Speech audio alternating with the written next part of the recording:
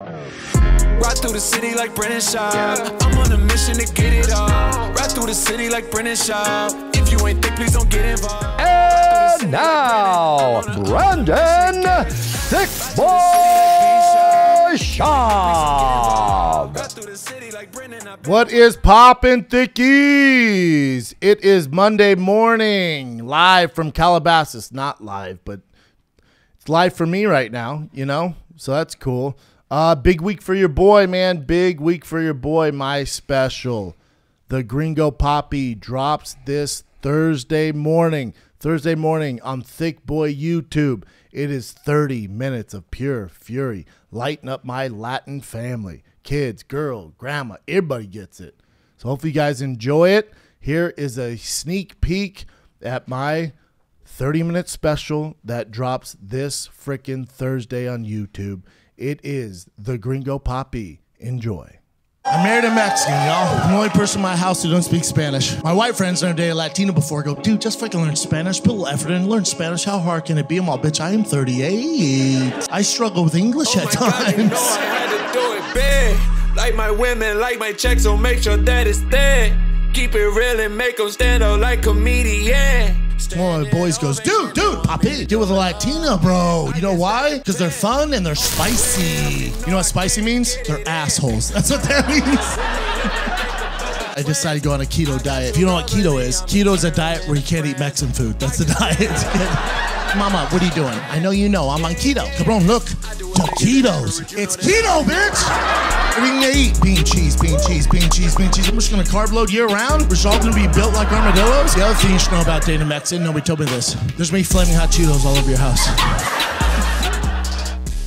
There it is, man. Your boy worked hard, self-funded, self-created. If you want to say, I use my team, the Thiccc Boy team. We shot in Dallas, Texas at the Addison Improv. I set my set designer down there, Brian Johnson, to recreate the backdrop so it looked like a special. We filmed 5 freaking shows, which if you know how specials work, if you're with Netflix or Comedy Central, usually at the very most you get 2. But since I was doing it, you know, we were able to shoot a lot more shows just to make sure you have exactly what you want. And, you know, I guess for me, you know, as a comic, there's not a lot of material out there in the universe. I have the Comedy Central, This Not Happening, which is on YouTube. But, you know, I filmed that 6 years ago, you know. So other than that, you know, my Showtime special is not out there. That's behind the Showtime subscription paywall. So I just wanted the most eyeballs, the most availability for my fans and also new fans that see how hard I've worked at this, you know, this lane that we call stand-up, man. And I've put everything that I can into it. And the original idea was to shoot it exactly the way I want, edit, cut it exactly 30 minutes, and sell it to one of these major networks where you guys are all familiar with, and which I did. And I met with them, and it's been this whole process. And then, I don't know, probably about 4 or 5 weeks ago, I got the okays from some of these major outlets to buy the special. And when I met with them, I said, okay, what are you guys going to do promo-wise, and how am I going to grow as a stand-up comic? And they told me these billboards and commercial stuff. And in my head, I'm like, I can do all that. I have the team, and at Thiccc Boy Studios, I have the staff, guys who have shot specials before, and we own all the equipment. I can do all this. And so I just think at the end of the day, I've never been wrong. I've always banked on myself and my fan base, and the best thing for me at this time in 2022 was to make it available to everybody. And this is nothing new. Guys have done this, like Mark Norman and Shane Gillis, which have blown up on their specials. So I'm banking on myself, man. I'm banking on my fan base making this thing a success, whatever that means. I don't know. I honestly, I don't know what that looks like. I haven't given it much thought, but you know, I know whenever I bank on myself, when my gut tells me this is the direction you should go, I'm usually right, man. And so I'm hoping other comics will see this. And again, I'm not creating the wheel here. Other comics have done it, like Shane Gillis and Mark Norman. But I'm hoping that some of my fans, whether you're a comic or not, see this and realize that, you don't need the big machine and, these other networks, which I'm not going to mention because I do have great relationships with them. And maybe in the future, I would want my next special with them. I don't know, but I know where I'm at right now. Currently, on April 25th, on Monday morning, what's best for me is to make sure everybody possible can see how much I've grown as a stand-up comic, how much work I've put in, and this is the best I got, man. This is the best I got. I think you guys will enjoy it. That clip was just a little sneak peek, and hopefully I made you guys proud. For the fans out there, hopefully it's something you can stand by and retweet and reshare and send clips to your friends and family, and that's my hope, man. So hopefully I made you guys proud, man. And it's the Gringo Papi, and it's the best I can do, man. So I go back on the road. You'll see me on this PR tour that I'm doing, which again, with the Showtime special, and whenever I've had big things come up, these people that I used to be with would hire a publicist and put me on all these shows, and stuff like that. And I said, man, if you're going to do this yourself, go all the way. Don't just do it all yourself and then hire the PR team and, the publicist and the marketing strategy. Make sure it's all yourself. And it's been exhausting. That's probably why I look so tired on here every week, because my team's been working endless hours to get this done and create the clips and the marketing and line up, this PR tour that kicks off. Really, it kicked off last week, but you guys won't see it till this week. You'll see I'll be on Bert Kreischer's show this week, Logan Paul. I'm on Rogan on Thursday. Then I come back to L.A., spend time with my family, and I leave Sunday for New York. In New York, you'll see me on Flagrant 2, Chris DiStefano's show, Gary V, Barstool, and some other shows. And then I go straight from New York to Charlotte, where I'm back on tour. And it's a whole new hour. Anything you saw on the Gringo Papi special, you will not see on my future tour dates. I know some comics will kind of play with it and have some bits from their special in there. I don't do that. I think what keeps people coming out to the shows is new content, new material. So you'll see a whole new hour. And I've been working hard at this new hour in Charlotte. I will see you guys, was that May 5th through the 7th at the Comedy Zone. You can get tickets at thiccboy.com right now. And going into the special, I love my fashion. I love my merch. So we have the shirt I'm wearing right now, the Gringo Papi Thick Boy shirt, which drops Tuesday morning at 9 a.m. So show your support. Go get the specialty. They made a limited edition, limited amount of these. It is designed by your boy. You're looking at his thick ass. So, yeah, it's personal, man. I put a lot of effort into this. So show your support. We're doing signed giveaways. 5 people will get I think it's a 5x7 cutout that we printed out of the special promo, the picture that we did for it leading up to it.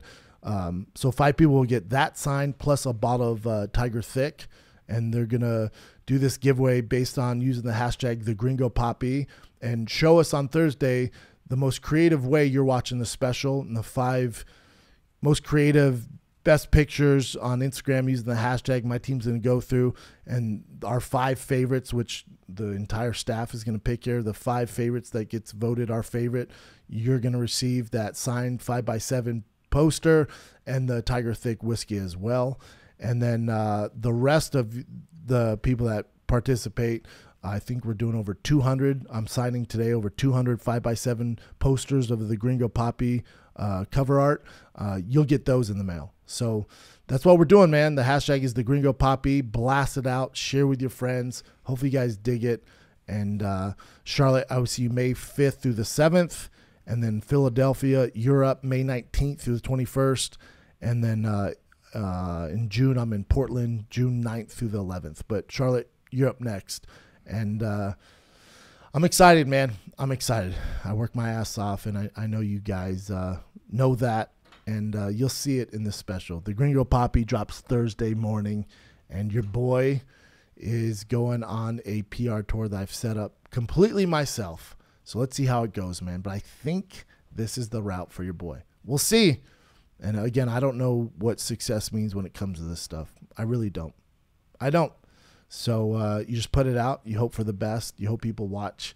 Hopefully you guys love it and you dig it and come out to the shows and show your support. So that's how we'll be able to see if this thing's a success or not. But I love you guys for all the support, buying the merch, buying the tickets. Give me a career, a knucklehead like me, a career in stand-up comedy. And I can't thank you guys enough. So that's a special shout out to all the fans. This one is for you guys. Believe that. Nobody else. If other people watch it, great. But if just my crew watches it, all good, baby. That's why we do it. You guys have rode with me this long. So hopefully I made you proud. The Gringo Papi special drops this Thursday. Outside that, man, lots going on in the fight world. We got a special show today. We got one of my very, very favorite people in all of combat sports. I think he's the smartest guy doing it. He's my go-to whenever I have a question or if I need more insight to a fight that maybe, went to a split decision. I usually tend to agree with him 99.9% of the time. He's a lot smarter than me. We know this. And we used to be teammates, you could say, at Showtime. I still have a lot of friends at Showtime, and shout out to Showtime. And he's the face of Showtime now. So please enjoy the one, the only Luke Thomas. Let's take a little break from hearing me yap about the fight game because, man, y'all need some sleep these days. Your boy, I know I look tired. I know I got bags under my eyes. I know I look like a thick panda right now. That's all good, dude. That's why the new tour is called Trash Panda. I look like a panda. You guys thinking raccoon because they call them trash pandas? No, I'm talking about an actual panda in a trash can. I'm thick. Like a panda. So listen, I need sleep. But I found sleep. That's right. I sleep hard because I have the best mattress in the world. I used to just buy your generic mattresses and think it's all good. It's not all good. We're grown-ups now. I'm a father of two. How about that? I'm a married man. I'm a father of two. I can't sleep on your generic mattress with a bad back. I got a Helix sleep mattress, son. That's right. It's made just for my thick ass. I took a quiz. It took 2 minutes. And then went, you know what? We got the perfect mattress for your thick body. They match the mattress to your body. That's right. You. Not generic. Not for everybody. Not for Joe Schmo out there. We're talking just you. It's uniquely made just for you. What do you like? Soft, firm? You sleep on your side, your back, your stomach. You sleep hot, cold, whatever it is. Helix Sleep is there for you because they make it just for you. Don't take my word for it. Helix Sleep was awarded the #1 best overall mattress of 2019 and 2020 by GQ and Wired Magazine. Ever heard of them? I have. Helix Sleep was even awarded the #1 best overall mattress by the same outlets in 2019 and 2020 by GQ and Wired Magazine. I have it at my house. I can't get rid of my in-laws. Can't get rid of my parents, my brother's friends, my kids' friends, my kids' parents. Everyone's like, I thought they liked me. I'm all right. I'm not that cool where I can't get rid of them. It's the mattress. So unless you're ready to have people trying to sleep over all the time as grown men, adults, men, women, children, then you ain't ready for Helix because it's the best mattress you're ever going to have. Just go to helixsleep.com/Schaub, SCHAUB, take their 2-minute sleep quiz, and they will match you with the perfect mattress just for you so you get the best sleep of your life. They have a 10-year warranty. You get to try out 100 nights risk-free, all right? And listen, if you don't like it, they'll even pick it up for you. But I promise you, you're going to love it, so don't worry about that. Also, you're like, dude, I'm in. All right, say less. Check this out because I'm going to say more.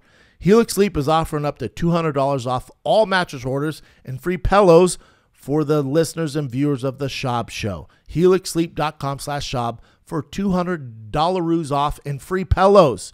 That's helixsleep.com/Schaub, SCHAUB, for up to $200 off. Now, let's get back to the show. Let's get into some fight talk, man. There's a lot to dive into, and you're one of my favorite people to discuss all this with. Obviously, you're seeing the rumblings of John Jones, Stipe on this big summer card. I'm I don't work for the UFC. I have no association with the UFC. I obviously cover the UFC. That's my bread and butter because I've fought in the UFC. But I would almost guarantee, from what I hear, my sources, I'd almost guarantee that's the fight of the summer. Jon Jones, Stipe. Okay.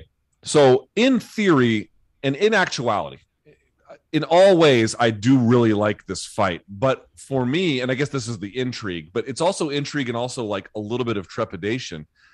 I just don't know what to expect from Jon. I mean, there's questions about Stipe too. How does he recover from the bad loss to Francis? He's had some time off. Where is he in all of this? And Father Time, by the way, I think he's kicking 40's door down at this point, or pretty close to it.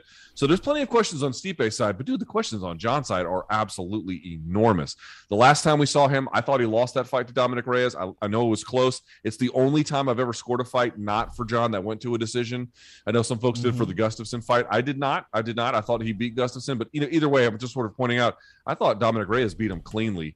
And then, he has all the time off. And folks always forget this, too. He didn't just have the issue in Las Vegas where he headbutted the car and whatever else happened in that hotel room with his with the mother of his children.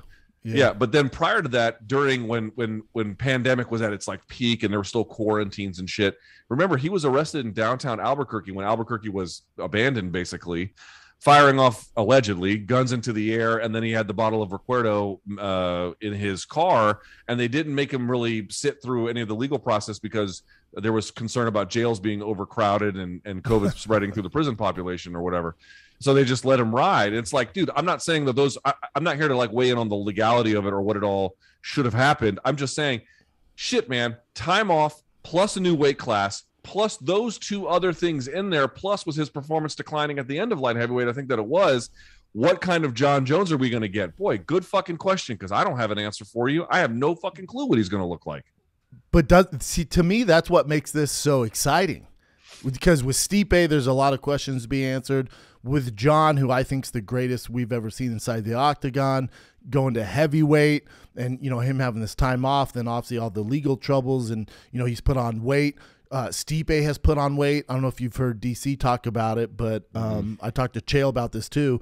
Apparently, Stipe's put on like 15 pounds of lean muscle. He's a lot bigger, a lot stronger. He's never looked better, is what I'm hearing from my sources. So when I hear these things, and obviously when you mention Jon, his last fight with Dominic Reyes, and I'll give Jon a little bit of leniency there. I don't think it's father time, and he's getting worse. I literally don't think he's getting up for those light heavyweight fights. If you look at his career and the magnitude of fight that he's been in, these young lions that don't have these huge names, I think he's coasting it.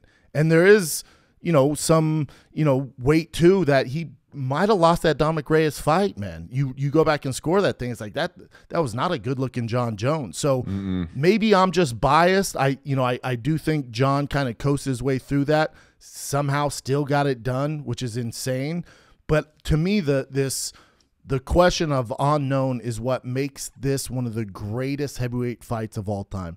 And then let's say Jon beats Stipe, which, depending on who you talk to, especially in your business, the media, some have Stipe as the greatest heavyweight in the UFC of all time. If Jon beats him, my God, then I really think it forces Dana's hand, which is the next thing that we're going to get to. This is a great segue. It leads to Francis Ngannou. And then so if Jon gets by Stipe, who some regard as greatest heavyweight of all time, and obviously Francis beat him, but now you got Francis waiting in the fucking helms, who's a free agent basically, and Tyson Fury just had an amazing knockout, and then brings Francis into the ring, and they do this promo. So there's that. So I think this actually, the winner of all this is Francis, because if Jon were to win against Stipe, we're going to want to see Jon Francis, but then Francis has this guaranteed huge payday with Tyson Fury. So I think it's going to force the UFC's hand to make that deal with Francis and play ball, which I pray to God that they come to terms with Francis, because if it's a Francis-Tyson Fury fight, we need Dana and the UFC involved, man. Boxing promoting sucks. I know you work for Showtime. I don't anymore, so I can say this stuff. The boxing promoting is fucking terrible, dude. It's awful. There's nobody better in sports when it comes to marketing, hyping a fight than the UFC and that marketing machine that they put behind these fighters. So if they get involved like they did with Conor and Floyd, my God, dude, my word, is it exciting? Yeah. Okay. A few things there. The one thing let me go back to the John Stipe thing, then I'll follow up with the Francis side. The one reason why I feel, again, not majorly different, a little different than you, is because, for example, if we got an announcement today that we were going to get Spence versus Crawford, you could argue that, 32, 33 versus 34, whatever it is, would be a little bit later than we wanted it, but you could still say that both guys are either at their prime or pretty close to it. We'd have a very clear sense of their abilities. There would still be mystery about the outcome, but you knew you were getting premium product in either direction. The issue I have with Stipe versus John is not that they're not premium quality talents. They have proven to be some of the very best we have ever seen. But those questions make me wonder what happens if we end up getting an underwhelming fight and an underwhelming performance in one direction or the other. Those questions would then lead us to have been well served, because we were sort of pointing out that vulnerabilities had been not just exposed, but had been it's a big part of who they are at this point. They cannot get over some of those things. So that's one thing I would say is a little bit different. Getting to Francis. See, here's the thing. This is a complicated question, because I was talking about this with my co-host Brian Campbell, and he was saying something similar to you, which was, what if the UFC gets involved in a potential Fury fight? I could agree that the UFC getting involved would send the level of promotion into overdrive over what it would be. However, even without them, I would argue that it would still sell a lot. And if you're Francis, you don't have to give 50% or whatever the cut would be to UFC. So, like, what would be the incentive for Francis to want to work with UFC for the boxing fight, unless they give him a contract that is just next level, which I don't know if they're going to want to do, man. I guess we're going to have to see. Yeah, again, I think it goes back, and I love when fighters have some sort of leverage over the man, the UFC. Not that because I'm anti-Dana or anti the establishment. I just love when these fighters, through blood, sweat, and tears, have some sort of advantage. And I think nobody has more of an advantage than Francis, because, again, I'm going all over the place, and I'm sure we'll get to it, but it's the same thing with like Jake Paul. It's like Jake Paul, Conor, Jake Paul, Nate Diaz. The oven is on, dude. This thing is preheating. Those fights are going to happen with or without Dana in the UFC. So if I'm the UFC, I want some of that pie that's about to get fucking baked, man. Now, if you don't do it and you don't play the game, you're going to miss out on it.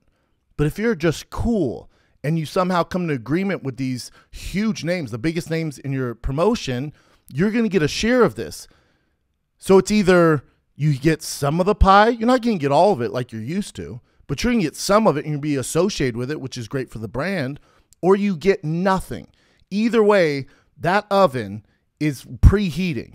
That oven is on for Francis, Tyson Fury. The oven's on for Jake Paul and Conor McGregor. That oven's on for Jake Paul and Nate Diaz.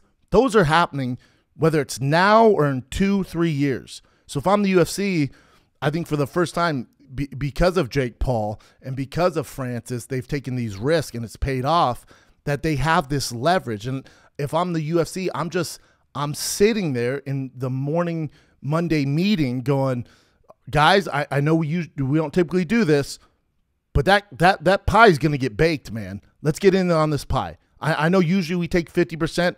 These guys ain't going for 50%, but let's be involved in some capacity, whatever that means. Yeah, so maybe there's a better way to come to it, because, with McGregor, they took 50 or close to it. Maybe there's a way where they don't take quite 50, but they take a portion, 25, 30%, something like that. Yep. And then offer all of their resources behind promotion to blow it up as big as possible. And then, of course, he would get pay-per-view points and then get more money potentially in the back end. Everybody wins. Yes, that seems more feasible to me. But the other part you have to really consider here is Francis is 35, I think almost 36, coming off a knee surgery and a potential layoff. if you're the UFC, you also have to figure out what kind of contract you might want to offer him, because 35 is not old for heavyweight. But no, here's something to think about. What if you give this guy all the money in the world? You only take 25% off a potential fight with Tyson Fury. You promote the fuck out of him, and then Fury goes in there and bulldozes him. Now you might have a guy who loses, which, again, most people might expect him to lose if it's a pure boxing match. But just sort of pointing out, let's say Francis is made to look bad, something like that. And then now you've got an older guy you can't really use like you thought you could, because now he's somewhat damaged goods, and he also Father Time has caught up with him. Like, you're catching him at this moment where he's peaking, ready to make the biggest fights with the biggest money, but he may, in theory, it's possible, not be that far from the downside, given the time off, given the surgery and everything else, potential motivation issues too, if he gets a whole lot of money, that could prevent you from then cashing in on whatever celebrity he could have put together by virtue of fighting Fury. Like, if you're the UFC, you got to play this one real carefully about whether you go all in or not on this thing, because you could die, you could fuck it up. Yeah, it's a great point. It's a great point. I still think, regardless, even if he were to get absolutely mollywopped against Tyson Fury, there's still them being involved, the money they'd make from that. I think they can come to some sort of agreement on his UFC contract where they don't completely lose their ass, you know? And you not only do you get the rub, no matter what happens in the Tyson Fury fight for Francis, you get the rub of all those eyeballs. There's not a bigger person in boxing than Tyson Fury, not even close. So you get all the rub of those eyeballs, and then you go, hey, and then what's next for Francis that we just put all this marketing to? Well, now he's fighting John Jones. So as a fan, as a former fighter, it's like Francis is going to get life-changing money from Tyson and that fight, and then he's also gonna just parlay that into one of the biggest, if not the biggest, fight of all time against John Jones. It to me, it's a no-brainer. Like, the UFC is gonna get theirs, even if Francis gets mollywopped. Yes, there's a lot of scenarios where they win. I just mean, if you're Francis, you got a lot of careful choices you got to make too about what's the best for your brand, what happens, because there's going to be life after the Fury fight too, in all likelihood, right? So what does life look like after the Fury fight? You have to manage where you could go. I mean, because here's the thing, everyone's like, oh, he can make a ton of money with the Fury fight. Unless he shows some kind of extraordinary performance in there, what's after that? It's not so clear to me. I guess you could fight other big name boxers if he looks good enough or something. But you're saying if Luke, you're saying if he didn't re-sign with UFC, like that's if right. he just fights, okay, yeah, so like, what does a post Fury life look like? I mean, it's a lot of ways he has to be very careful. It's all good options, but they're all great different options, and they mean different things for the next stage in his career. It's not just about the one fight; it's about what's the next 3 to 4 years look like, if that's really where he wants to be. It's a difficult situation for him, although a good one in many ways, obviously. A great one. And as a fan and for what we do, it's going to be even, I think, more exciting if going into that Fury fight, we know there's a deal with the UFC. So we know no matter what happens in the Fury fight, we're going to get the John Jones thing, you know? So I just feel like, especially for what we do, there's just so much to bite into. It's such a perfect setup, man. I'll say this. It's amazing. I'll add this too. I mean, I do think that it probably is worth pointing out Canelo Alvarez is probably the biggest star in boxing, but Canelo has less than zero interest in fighting Kamaru Usman, so it's, who cares? But with Fury, who's a massive, massive star, as you saw over the weekend, and of course in the UK in particular, he has a total willingness, it seems, to do outrageous shit. And the thing that I don't think is all that out of bounds, I don't know what they're going to do, but to me, the big knock on Mayweather and McGregor was it was just a straight up boxing match. And that was just, it was going to be hard for McGregor under any circumstance. It's going to be hard. Yes. Right? Especially like you're going against fucking Floyd. Like, it's going to be hard. But dude, here's one thing. They could, we've both seen one championship where they do the Muay Thai with the 4-ounce gloves in the cage. I don't know if it has to be in the cage, but dude, if Tyson Fury, and you got to give him all the credit in the world if he does this, if he agrees to 4-ounce gloves and maybe a little bit of dirty boxing in the rule set, are you shitting me? That to me is I won't say a crazy different fight, but that's a different fight than if it's just straight up boxing that way. I would be overjoyed, quite frankly, to see something along those lines with 4-ounce gloves. It makes it more intriguing for guys like us. My issue with that, and me and Chael talked about this, my issue with that is if you do these weird rules, the casuals they don't keep up like we do. They're not balls deep in the game like we are. So you're gonna miss out. The casuals are like, hold on, wait. So the best boxer right now is fighting the UFC heavyweight champ, and what are they doing? So if it gets too confusing, or you do something that hasn't been done before, it's these weird rules, I think that it makes it kind of difficult for people to really buy into. That's what I get. For you and me, I'm like, what? 4-ounce gloves? Tyson's gonna do that? This is fucking great. But it's like, I think for the casual fan, it gets a little dicey. And all we want is Francis to make the most money possible. Yes, I do think that is doing traditional boxing. But again, Tyson goes, I'm retiring. He goes, I'm retiring. Yes. I'm doing entertainment fights, so I'm down for 4-ounce gloves. Now, if you want to me, the best idea that I've heard, it's in a boxing ring, like Tyson is well known for.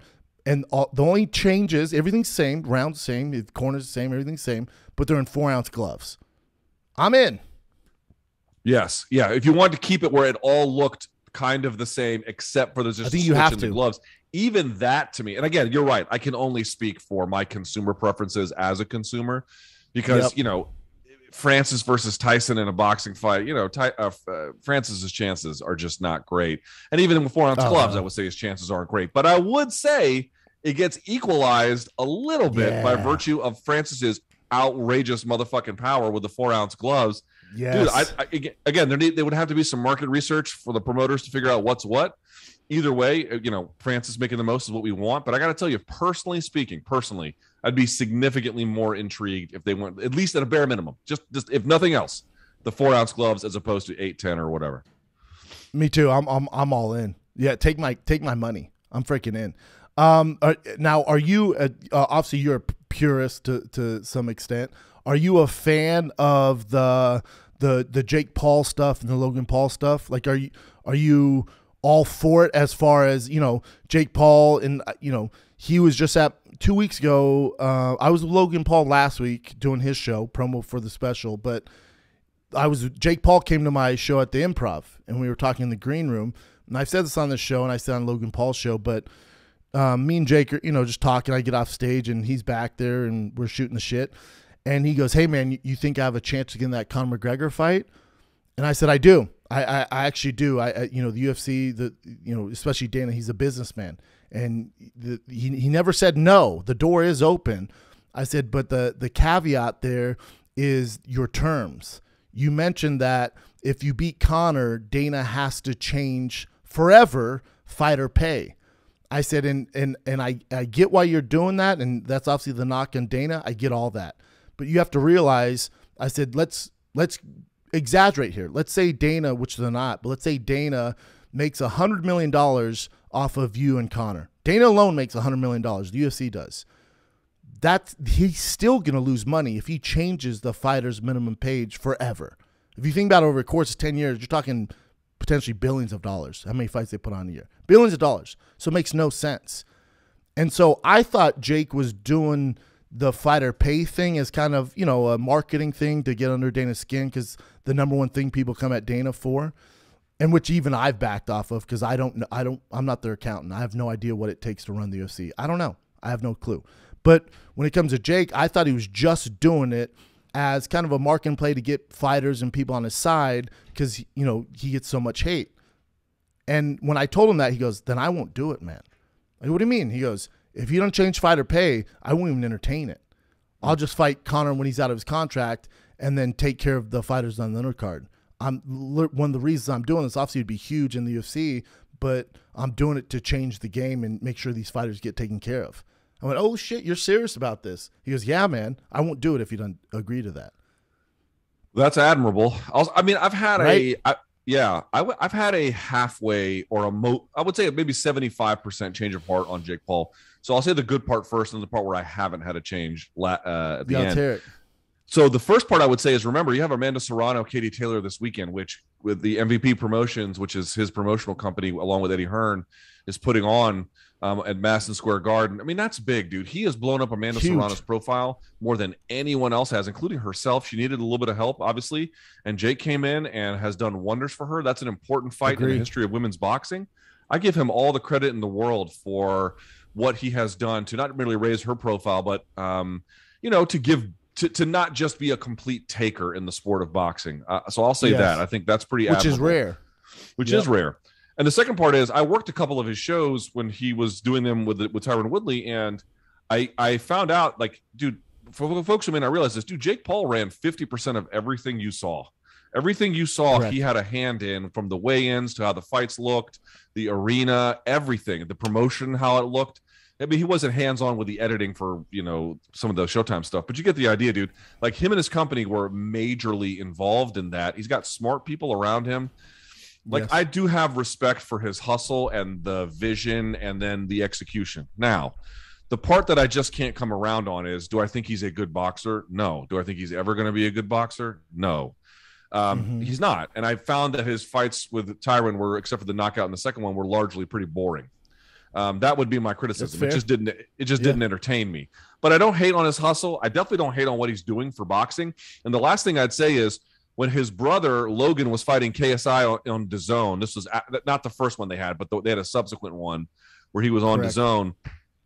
And, my argument at the time was, well, okay, I definitely agree that these YouTubers fighting brings attention to the events that they're on, and I don't think it hurts boxing, but I did not see it as any kind of real way to recruit a younger audience over time.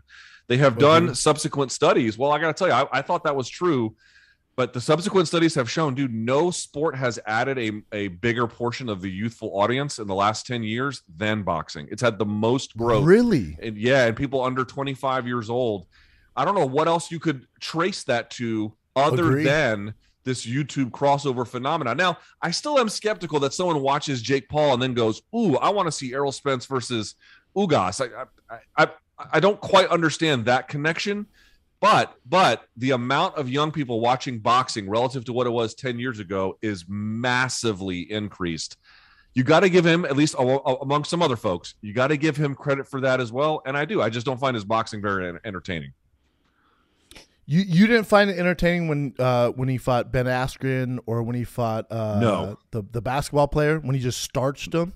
No. Dude, if I want to see random knockouts, I could just go to a gym or regional MMA. That doesn't do shit for me. I mean, are they nice knockouts? Yeah, they're fine. Yeah.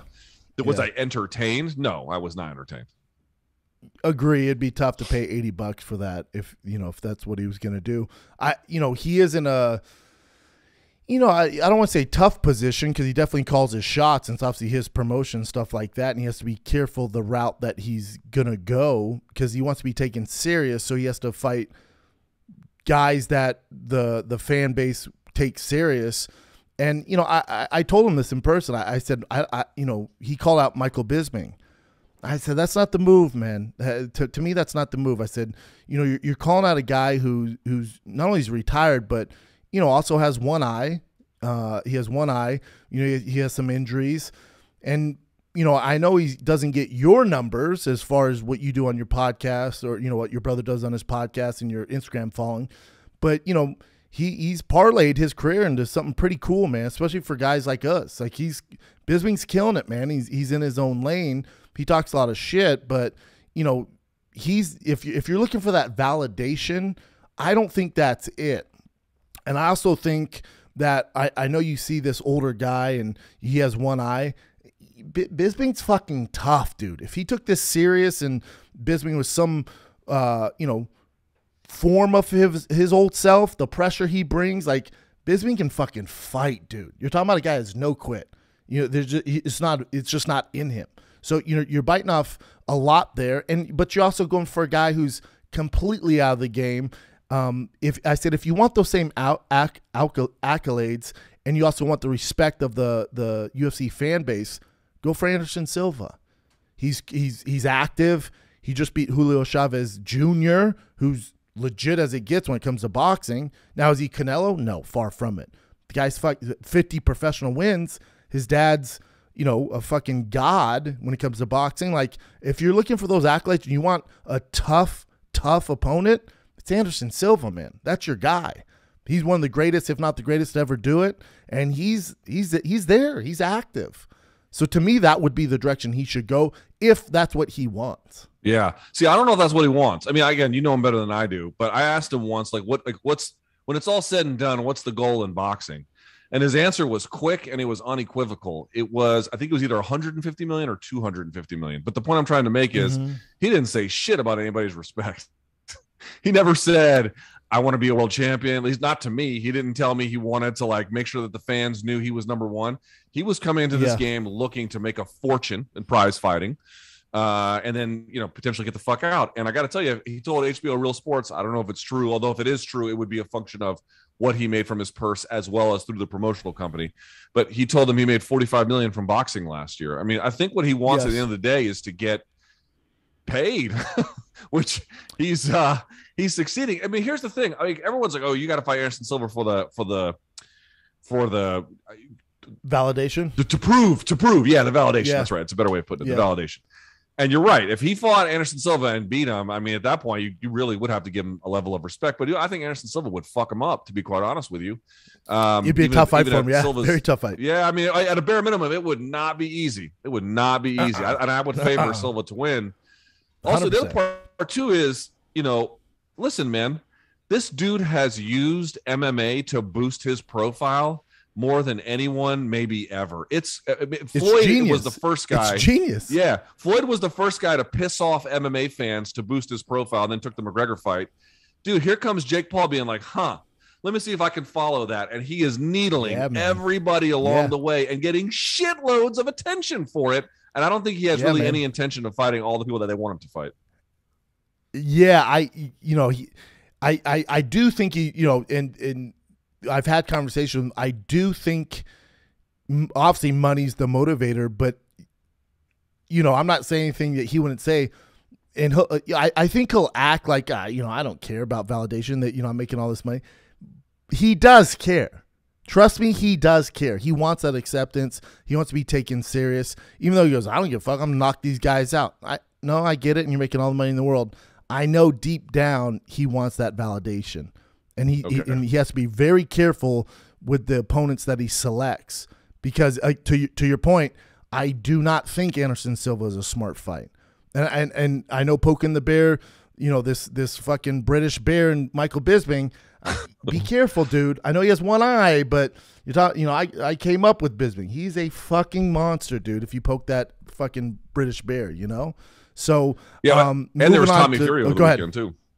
I was just going to say there was Tommy Fury over the weekend, and this is the first time I ever watched a fight. I mean, and who's to say? It's hard to know how good either of these guys are, because they keep fighting people who don't really tell us what the answer is. But I might favor Jake Paul over Tommy Fury next, to be quite honest with you. If they fought, I think I'm ready to make that move. Yeah, me too. Oh, I made that move 6 months ago. I think Jake starches Tommy Fury. I think he knocks him out in the third or fourth round. You might be right. Yeah. But he'll make some money, but Tommy Fury's not like this huge star. Think about it. He's on the undercard of his brother's, obviously it's his brother's fucking card. So I don't know if that's the move, especially to your point that money is the motivator here. I don't think that gets it done. We'll see. We'll see if Bisping or Anderson Silva or some of these other guys bite, because I think he's supposed to fight in August, he announced. So we'll see what happens there. Yeah. But moving on to outside of the YouTube or stuff like that, with the Khamzat Gilbert fight, my question for you, and there's nobody better in the world to answer this, and I'm gonna use it probably as my own opinion because I respect you so much, and I do say this, to me, you're the smartest, best journalist we have. Thank you. With Khamzat, we've seen hype trains like this. Conor McGregor, there's some other guys that have come up. Paddy Pimblett is there. I just did a food truck with him in San Diego, which we can talk about in a little bit. But with Khamzat, I've never been more excited about a guy coming to the UFC. I love the rise of a fighter, the rise that and the journey that Conor took us on. It is the best. There's nothing like it in sports. In the NFL and the NBA, there's nothing like a young talent with all this hype coming in and then living up to it and calling his shots. And, he has this ego and this confidence, and it's so special. And for Khamzat to go, what, I think number 11, maybe he's going to fight Neil Magny. No one will fight him 11 to fucking 3. And they go, all right, here's Gilbert Burns. And, you know, I'm a guy, I've been all over his Czechostanian nuts, dude. Like you wouldn't believe, you know. I'm all sold on him. And then they give him the Gilbert fight. And I was like, God, just stylistically, I'm like, he's going to mollywop Gilbert. And then, you know, it's a fight, man. You know, some people fight of the year, but it's a fucking fight. You know, you definitely, the takeaway from it, I think because I had so much hope and promise, you know, he did get hit a lot, didn't stick to a game plan. You know, he fought more with his heart than he did his head, which is alarming. But it's also a guy going, you know, from fighting Jing Ling at whatever he's ranked to fucking number 2, you know, on a pay-per-view, and it's your first, you didn't go to number 9, number 8, which is a tough task. You went to fucking number 2, dude.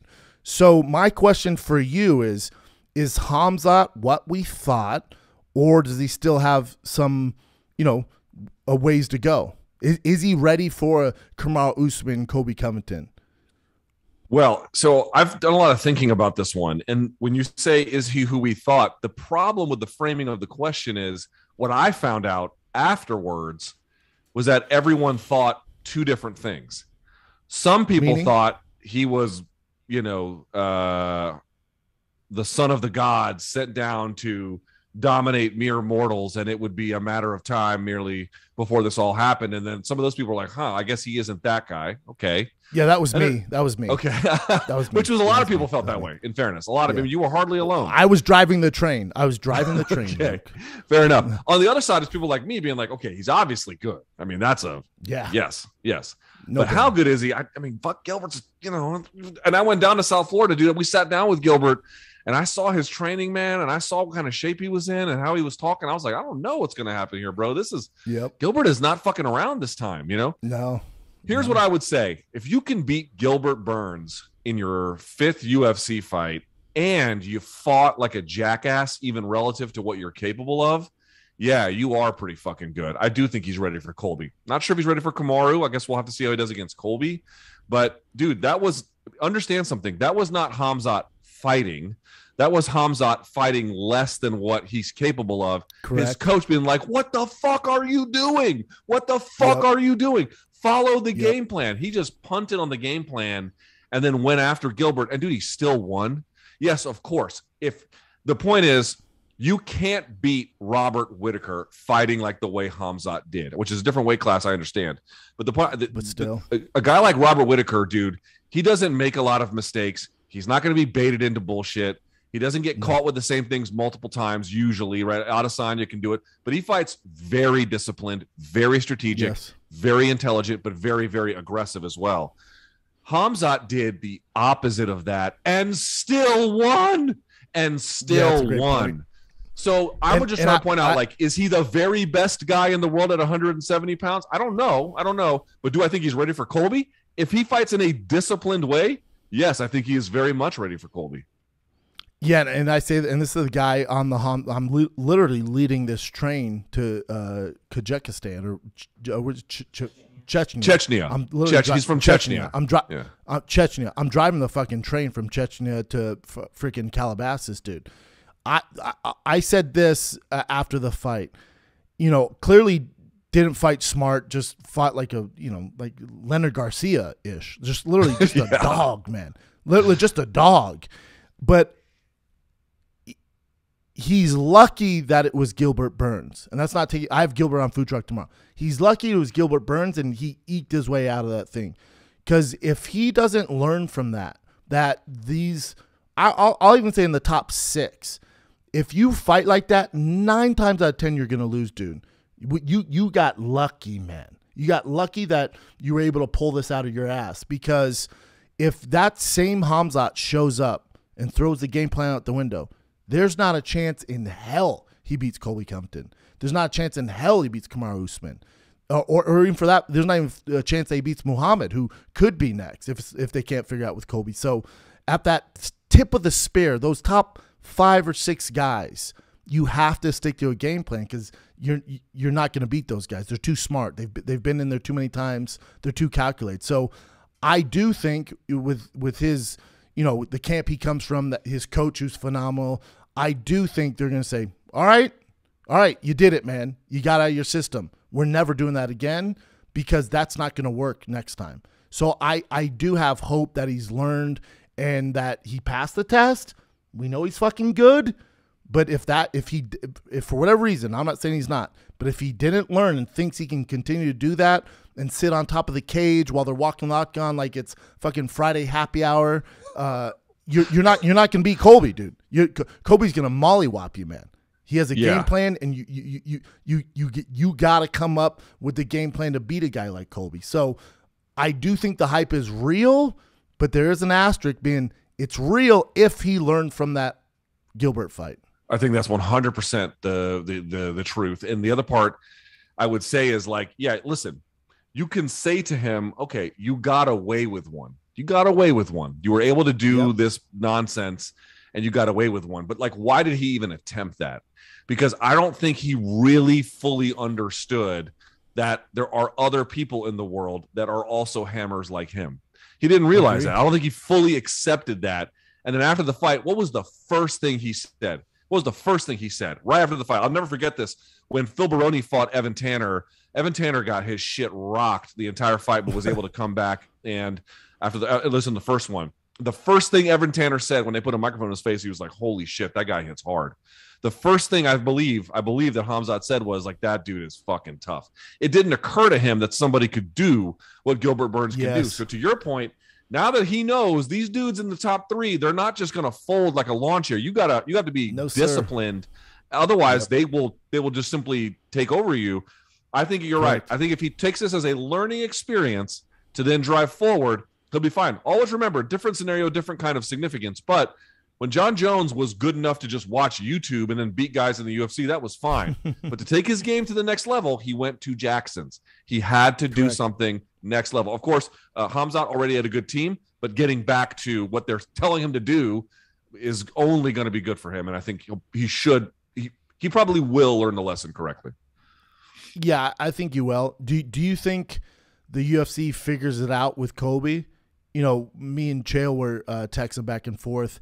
Because after the Khamzat fight, literally, you'll see on the Calabas Fight Companion, which I'm trying to get you on, dude, but you're so goddamn busy. But I'm sorry, bro. It's tough. It's tough. No, I get it, brother. But I'd love to have you on sometime. We'll figure it out. But I text Chael. I said, this version of Khamzat does not beat Colby.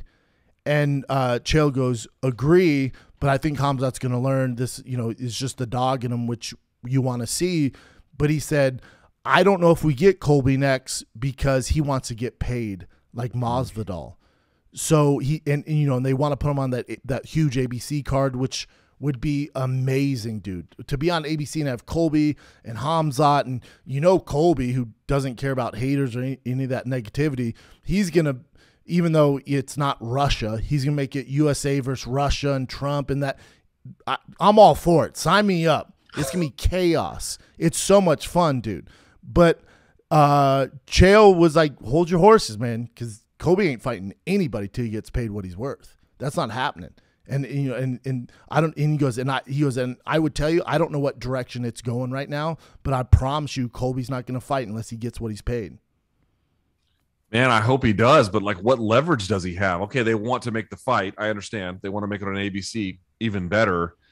But dude, how many times does the UFC like bend over backwards for guys who are pay-per-view level stars, but he would be a low-level pay-per-view star. I just, here's the thing. We always come back to this. It's like, dude, what is the leverage that Connor's got some leverage, but even him, not so much.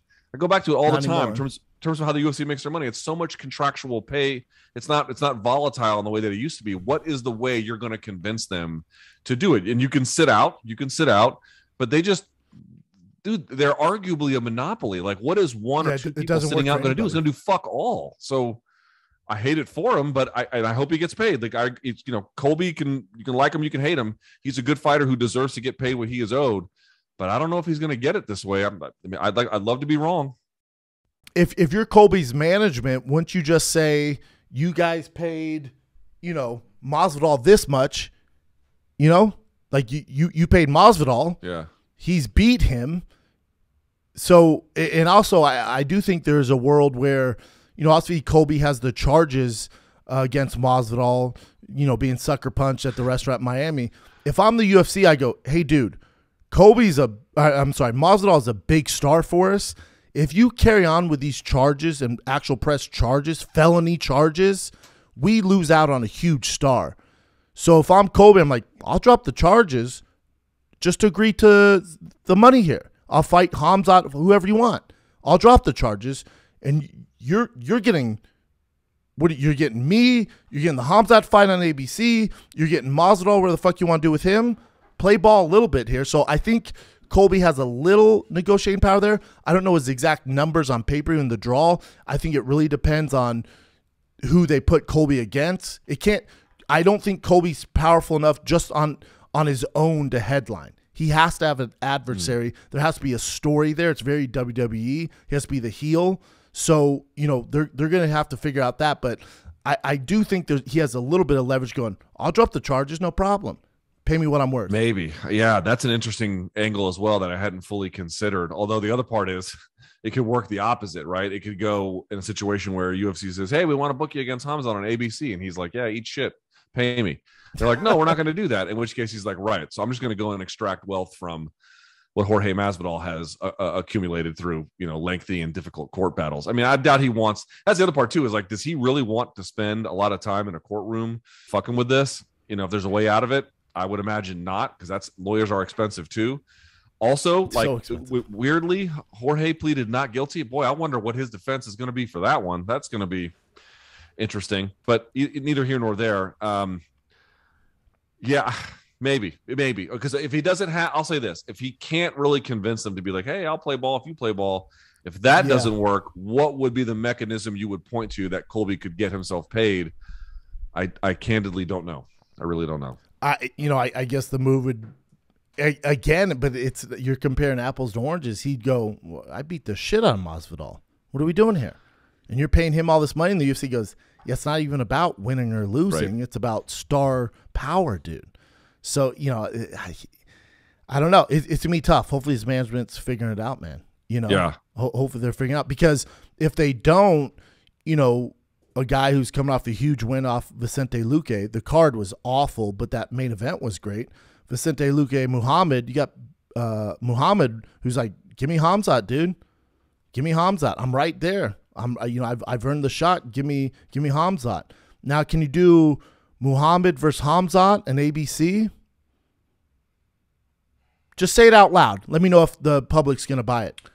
I'll say it again. You could do it. Yeah, no, that's a little unfair. I think you could do it, but you're asking, would that be what Khamzat versus Colby would be? No, correct. It would not even be close. No.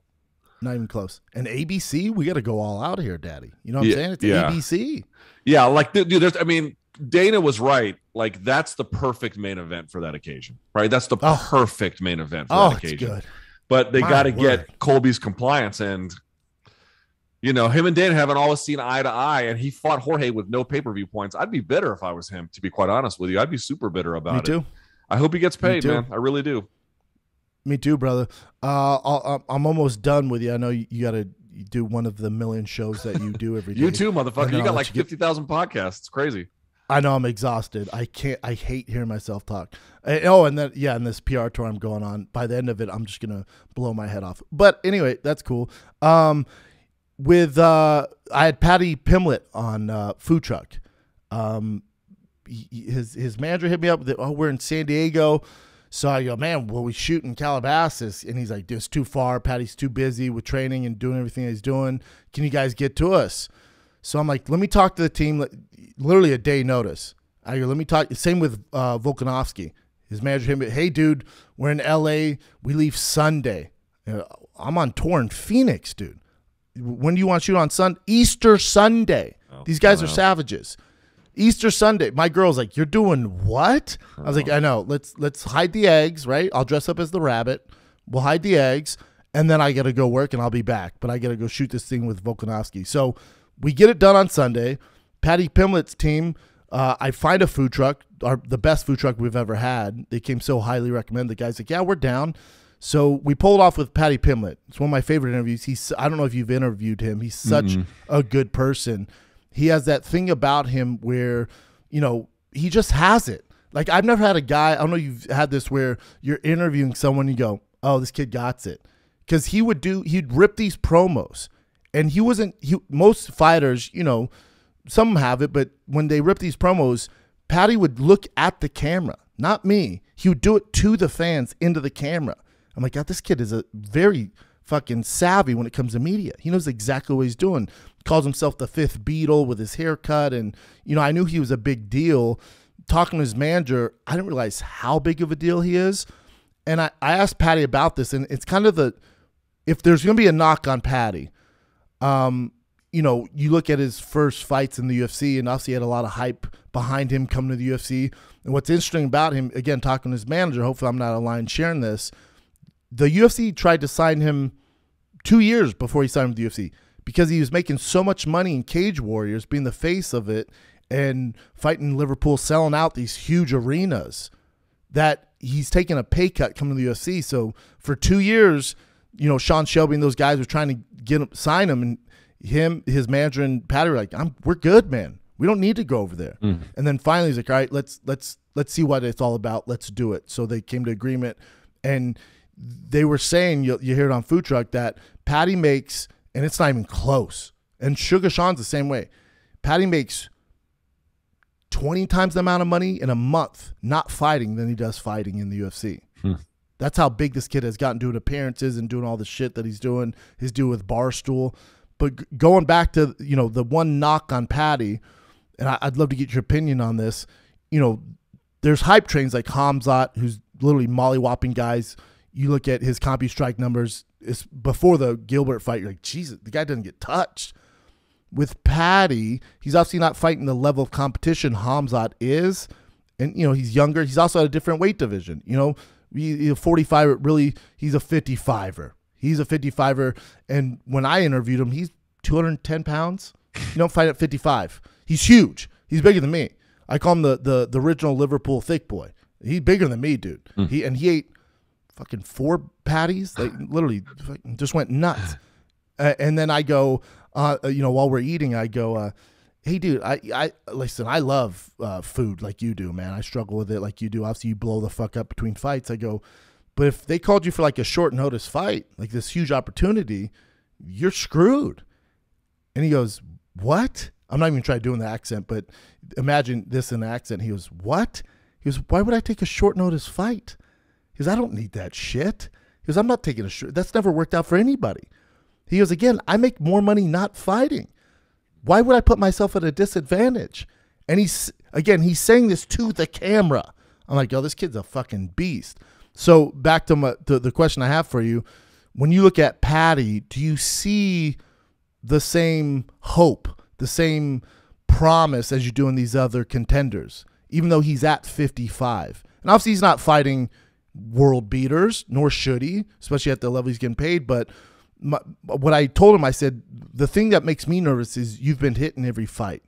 And when you start fighting, you know, and you know this better than anybody, Luke, when you start fighting the real guys in the division, you can't get hit like that, man.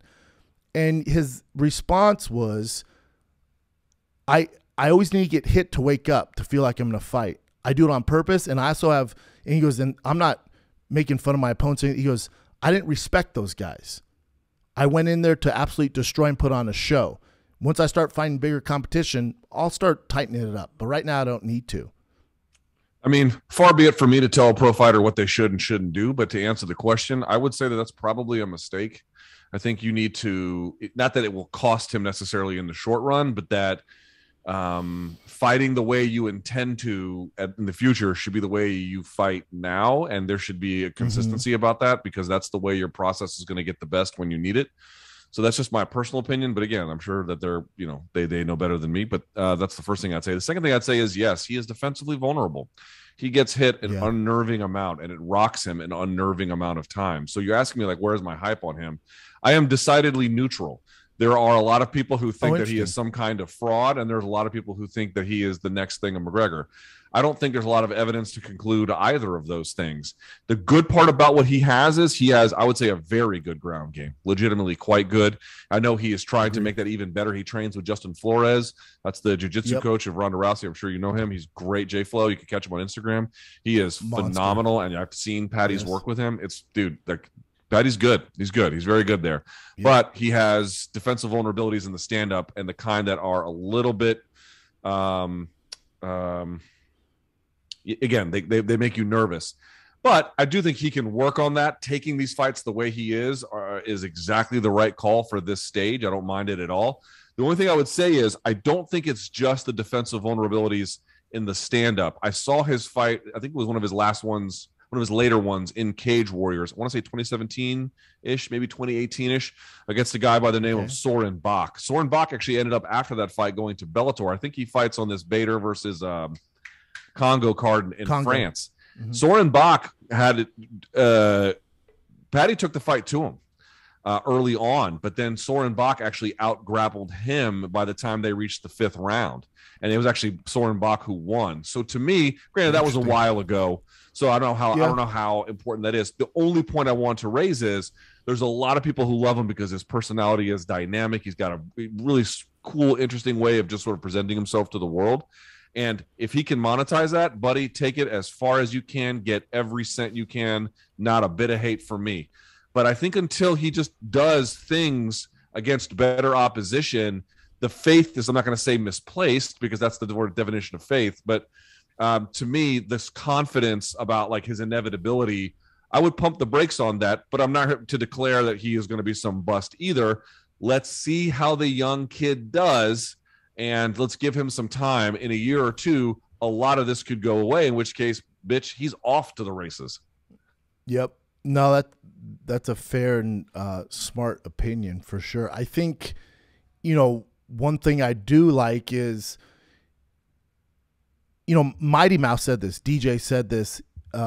He was referring to Patty, and I think he might have mentioned Sugar, but I know he definitely said Patty's name. How Patty turned down fights, and he doesn't want to fight the top 15 guys. And DJ goes, dude, when I was fighting coming up, and even when I was champ, I'll fight whoever. I don't give a fuck. And don't get me wrong, DJ's one of the greatest to ever do it, but I like that these young kids, they're learning from the older heads, going, no, I know you did that. I'm not doing that, dude. How's that worked out for you? Granted, he's one of the best, but are you set? And maybe DJ is, but in general, a lot of those guys that take those short-nosed fights are, the Don Cerrones, some of these guys who will fight whoever, whenever, and bow down to the UFC and do all this stuff. It doesn't really work out if you look at the history of the UFC. So I like that Sugar and that Patty go, no, I'm good, man. I'm going at my pace, because the MMA fan base, we have this tendency, and it happens in boxing too, and it happens even in Jake Paul with the YouTubers, where people want to go, I want to see him versus Canelo Alvarez. I want to see Patty versus Justin Gaethje. I want to see Sugar Sean versus Dominic Cruz. And they're going, what? Why would I do that? I'm not getting paid to fight those type of dudes. Mm-hmm. If you want to pay me to fight those guys, you want to pay me equal compensation, let's do it. But I don't need to be this is a marathon, not a sprint, fellas. So I do see for the first time that the UFC is actually taking that into consideration. You look at Sugar, who I think for the first time has brought up a young prospect the right way. I really do. Also, he had the Chito, kind of flubber, for lack of a better word there. He had the Chito issue, but it's been a steady climb. They didn't throw him to the fucking wolves like they did with like a Darren Till, which I think Darren Till can still come back and do some good things, and he has all the skill in the world. I'm rooting for him, but I think we've learned from that it was too much too soon. Headlining in his hometown in Liverpool, and he's fighting Woodley, and he clearly wasn't ready. It was too big of a moment. So I think the UFC is showing us that they've learned from their mistakes, and they are taking guys like Sugar Sean and Patty, and it's a marathon, not a sprint, which, as a former fighter, I love to see that, man, because boxing does that. That's one of the good things about boxing. Boxing actually does that. I agree. And I would tell you this, like I remember when I first got into coverage, when I was first around the sport, you would hear things like, oh, but I fought 3 guys in one night and blah, blah. Like I remember, for example, I was arguing with someone when Hughes fought Gracie. It was like UFC 60 or something. And I remember someone being like, dude, Hoist fought 3 guys in one night. I'm like, yeah, motherfucker, like plumbers and shit. Like not everyone, but you know, dude, he didn't fight 3 Matt Hugheses in one night, let me tell you. And then of course they fought. Matt Hughes beat the fuck out of him, like demolished him. And I'm like, dude, it's just an old way of thinking about it. I even used to hear things like, oh, from fighters, oh, I fought for free. These guys are getting paid now. That's how long I've been watching this shit. You know, I remember stuff like that. I fought when it was illegal everywhere on the Native American casinos. Dude, it's a different ball game these days. And remember what it's called, man. It's called MMA. But at the end of the day, it is prize fighting. The fighting, whatever you're going to do for it, the prize better be worth it. If you don't think it's worth it, don't do it. So these guys be like, if you're going to pay me X, then I'm going to take a opponent that is commensurate with what that financial reward will be, and that will just be what it is until you guys decide to do more. Fine. I don't have even the slightest issue with that. They're the ones risking their health. They're the ones risking their brains. They're the ones risking injury. If they decide that they want an easier opponent because they're not getting paid enough, good. I completely support them. Yeah, it just makes me happy that they're learning from the older heads, and there's the amount of pressure that is on these young prospects to jump to the top. You know, and I came from that cut of cloth. You know, I'm surrounded by Shane Carwin, all these guys, and I beat 2 guys, and I'm calling out, you know, Frank Mir and Barnett and these monsters. I wish someone would have came along and be like, whoa, dude, do you want to be in this for 5 years or 10 years? Because this is not the 10-year plan. Because let's say in some weird world you do beat a Gabriel Gonzaga, who's ranked in the fucking top 15 in the world. Well, what do you think's next, dude? There's no going back. You beat him, it's all, you know. Then you're getting the Crow Cops, the Nogueiras, the Ben Roth. You're off to the races, dude. And unless you're ready for that, and you can, you know, dominate these guys and reign at the helm for a long time, you're looking at a 5-year career, Bubba. But it's just not what I came up with. It was fight the biggest name, the highest ranked guy, and try and get to the title shot. And I just love that patty and sugar going, no. Hold on. No. That's not happening. Now, the reason they're doing that is because they're the 2 guys who are making so much money outside of the octagon. Right. It's such a blessing. That's the other part too, is they have the financial runway to kind of play the game that way a little bit. Good for them too. I'm glad about it. Some of these other guys are so financially destitute, as I'm sure you've seen in gyms, that they're just desperate for any kind of opportunity to get some air, so to speak. And they'll take on risk that may be inadvisable for what you're describing, long-term viability. But in the case of Sugar Sean and Patty Pimblett, Barstool or Twitch or whatever is giving them all that money, dude, it gives them options, and options gives they are able to make much more informed, sober decisions by virtue of these other streams of income. It just shows you what kind of, how smart they are for doing that, and for all the other opportunities they've, you know, created for themselves. And I support it. To your point, you know, the UFC is a little bit all over the place with it, though. Like on the one hand, they'll slow roll this, and then they'll say, "Oh, Hamza, yeah, Neil Magny has got a neon sign being like, I'll take the fight," and they just bypass him and give him Gilbert. Granted, they thought he was ready for it, and that was a bit of a wake up call. But in general, you're right that we are seeing more of these Pimblett, O'Malley types who are slow rolling it on purpose for a few different reasons, which I think long term will only serve to benefit them.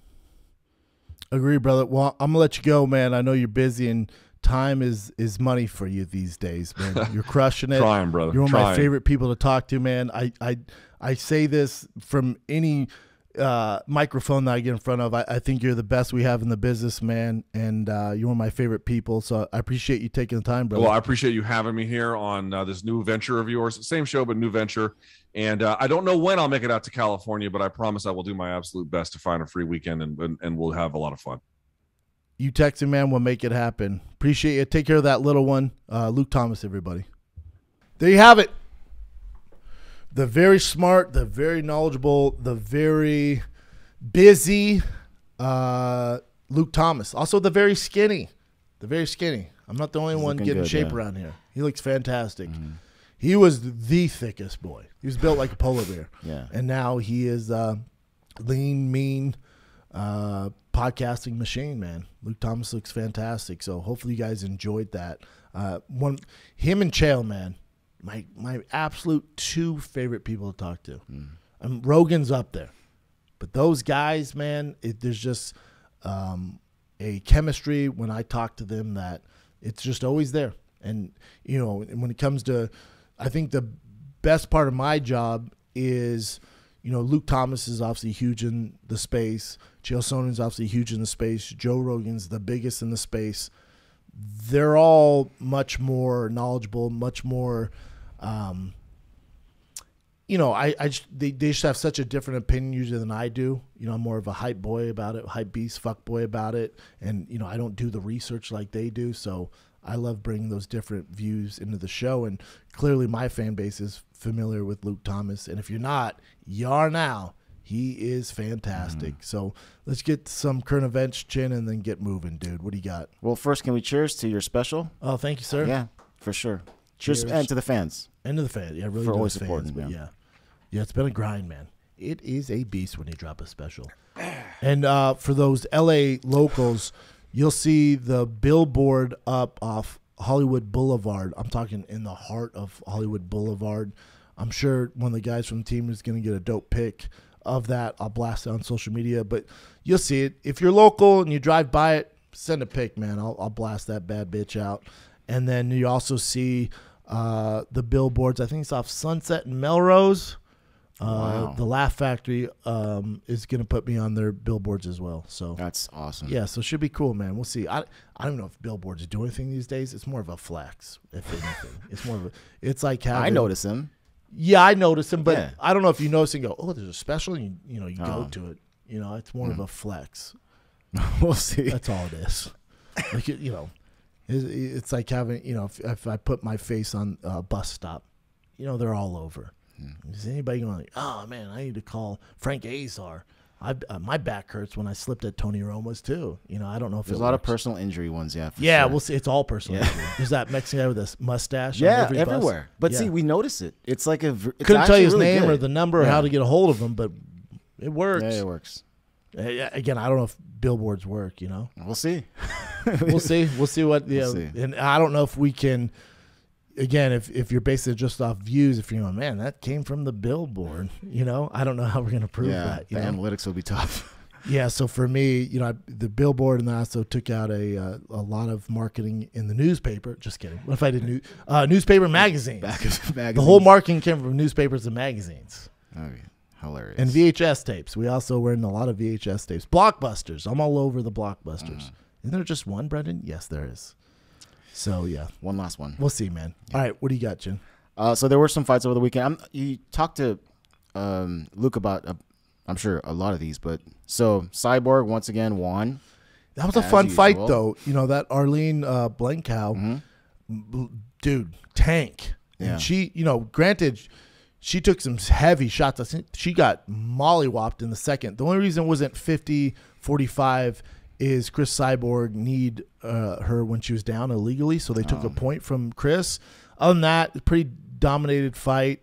But all the respect to Arlene, man. She is a tough cookie. Yeah. She is a little tank, and former professional world champion boxer too. And man, Cyborg, her kicks was the difference. The takedowns clearly the difference. It was a fun fight to watch. You didn't think it would go past the second, but definitely did. And then Stotts versus Juan Archuleta, who I love Juan Archuleta. Stotts, the knee that he landed was vicious, dude. Incredible, yeah. Good card, though, man. Fun to watch. I'll watch the entire thing. Cool, man. Yancey also won, which is great. Patchy beat your boy. I know. Horiguchi. That's kind of crazy, too. I didn't expect that. But, yeah, that happened. Also, the biggest fight over the weekend was Tyson Fury, Dillian White. Correct. Watched this one. Didn't watch the undercard. Just had time with the kids, and they're at the pool. Came in for the main event, Fury White, and I'm close with Francis' agent, and he didn't share this with me, so we're not that close. I go, man, best case scenario, Fury gets a crazy knockout and rips a promo about Francis. Which is exactly and what he did. He did. responded, fingers crossed. hey, dude, you could have been, yeah, we're ringside. And if he wins, he is going to do it. Because he goes, fingers crossed. Maybe it's fingers crossed that Tyson Fury gets the knockout, you know, and this happens. And also maybe if Tyson, some weird world, he lost, he didn't want to, maybe me to be like, oh, Francis is there, you know. Although I'm not a journalist. I'm not trying to break news. You know, I'm not going to get on and be like, hey, if Francis, you know, if Tyson wins, Francis is ringside. He's going to get in. You know, I'm not that guy. You know what, Markel, you don't need to, you could have told me, dude. You know, so, but it was cool to see that this is happening. Now, it's not going to happen for a while because Francis in the knee surgery, but it's just, again, you know, these crossover fights, stuff like that, it's not that the sport needs it or it moves the sport in a direction that purists want to go. You should view it as Francis won the lottery. Francis, if the fight with him and Fury comes to fruition and it actually happens, he never has to fight again. He's set for life. His kids are set if he invests his money right and he's not a dumbass with it. He never has to get punched in the face again. And that is what you should want for your favorite fighters. And Francis has been able to achieve that. Now, it hasn't happened, but it looks like it's going to happen. If that were to happen, you, as a fight fan, you should be happy that Francis was able to get this done. It's insane, dude.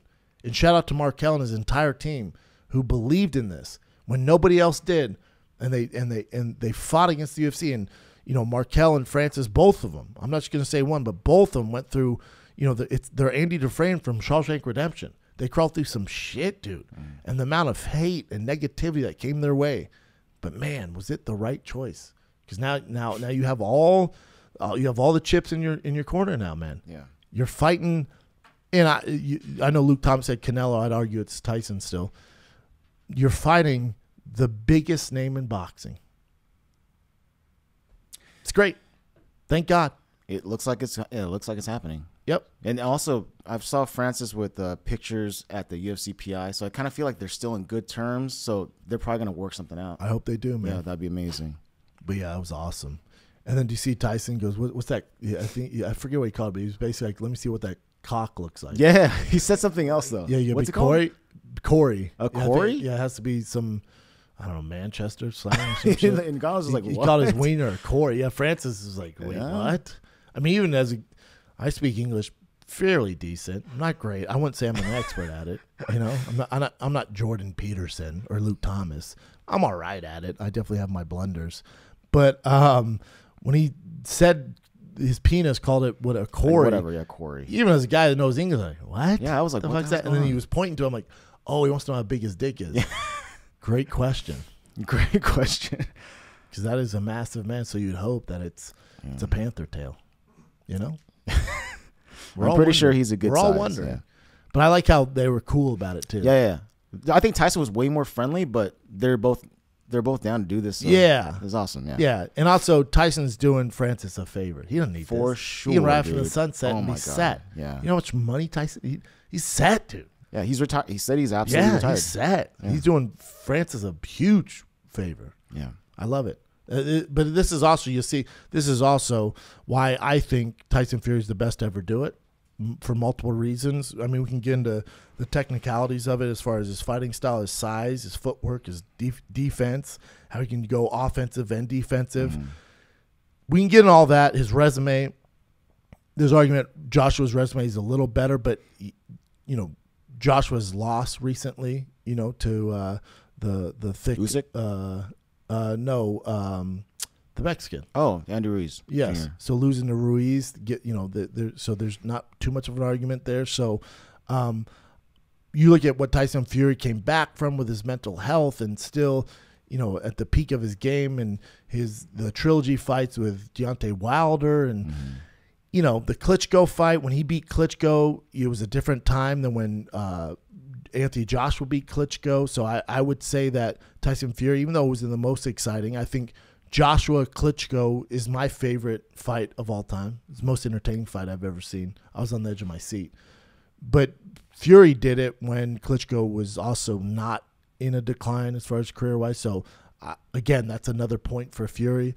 But just with the mental health stuff and, getting so big and battling that and coming back, and his personality and how he's so positive, he's my favorite. Yeah, he's my favorite. Incredible. Man. I fucking love him. Yeah. He's my favorite. I love hearing him talk about whatever on his Instagram. I just love all the stuff literally, he says. he don't have to fight. He has a career in entertainment, podcasting. I know he wants to do WWE, which he'd be phenomenal at. Yeah, so for sure. Sky's the limit for him, man. He's just getting started, which is so cool. So here are the opening odds, and it's pretty crazy, man. So Tyson makes Fury, sense, though. it does, but Yeah. it's pretty crazy. Minus 1,500 for Tyson Fury, plus This is 70, boxing, any gloves. 750 for Yeah, the only way that those numbers would get a little more even if, so if they go MMA gloves, those numbers still going to be the same, maybe a minus 1,300 because, Francis in MMA gloves, and he does hit hard, but, hits, I don't know, probably harder than Francis, Deontay Wilder.